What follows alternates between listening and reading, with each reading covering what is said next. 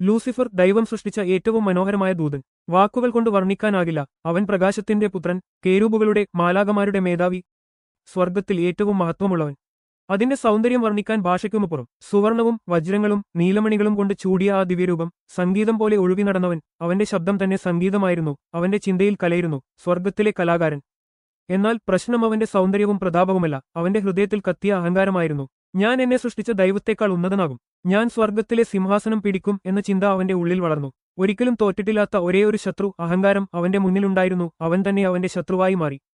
ദൈവത്തിന് ഈ അഹങ്കാരം സഹിക്കാനായില്ല. ദൈവം ഏറ്റവും വെറുക്കുന്നത് അഹങ്കാരികളെയാണ്. അത് ആരായാലും. സ്വർഗം സ്നേഹത്തിന്റെയും പക്വതയുടെയും താഴ്മയുടെയും വിശുദ്ധിയുടെയും താവളമാണ്. അവിടെ അഹങ്കാരികൾക്ക് ഇടമില്ല. അതിനാൽ ദൈവം ലൂസിഫറിനെ പുറത്താക്കി. ഒരിക്കൽ ദൂതന്മാരുടെ ആരാധന ഏറ്റുവാങ്ങിയ അവൻ അതിനുശേഷം ദൈവത്തിനെ എതിർക്കുന്നവനായി മാറി. അവൻ ശൈതാൻ ആയി.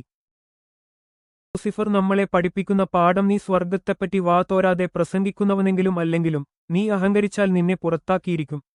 അഹങ്കാരം വളർത്തിയവൻ എത്ര ഉയർന്നാലും ഒടുവിൽ വീഴും. വിനയം നിങ്ങളെ ഉയർത്തും, അഹങ്കാരം നിങ്ങളെ തകർക്കും എന്നതാണ് സത്യം. നിങ്ങൾ എത്ര ഉയർന്നാലും ഭൂമിയോട് ചേർന്നു നിൽക്കൂ. താണനിലത്തെ നീരോട് അവിടെ ദൈവം തുണ ചെയ്യൂ.